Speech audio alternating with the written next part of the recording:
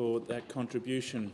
And I give the call to the honourable member for Murray. Thank you, Acting Speaker. And I take this opportunity to commend the Treasurer on yesterday's budget to finally put an end to the fiasco that was our education funding models and 27 different funding models around the nation, to finally bring them together in a fair and transparent model so that everybody now will have full knowledge of what both federal and state governments are contributing to not only government schools but also independent and Catholic schools. We now have a fair, transparent system that is going to be fair for everybody.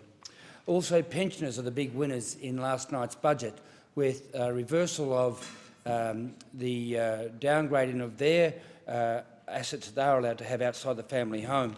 And those pensioners that were hit in some changes that were recently made are now going to be able to have their part pension reinstated, and that's going to have a huge impact in my electorate of Murray, and I know it will be very well received. It's great to see $340 million also allocated to the veterans who have returned from military service and may be struggling with post-traumatic stress disorder or anxiety or a whole range of other issues brought on by their time in the service. And again, this will assist all of those members, and we should also keep in our minds the fact that those servicemen who return from active duty, even though they may not have significant mental issues, still go through a very traumatic stage of readjusting back to civilian life, and we need to keep their efforts and their sacrifice and their service to us firmly in our heads. It's also very welcoming that we've finally got a government now who has fully funded the NDIS. I don't think there's any Australians who would be in any way against the NDIS, but we have been struggling from the very first time that it was put forward to work out just how we're going to pay for this.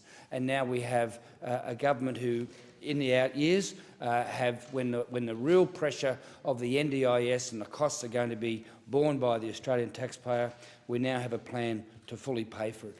In relation to infrastructure, the $8 billion on top of the $1 billion that's already been committed for the Inland Rail shows that this government is all about building nation-building infrastructure, and that certainly is going to be amazing to have double-stack containers doing 110 kilometres an hour from Melbourne right through to Brisbane, with a branch off to Sydney Port as well. It augurs well for this country.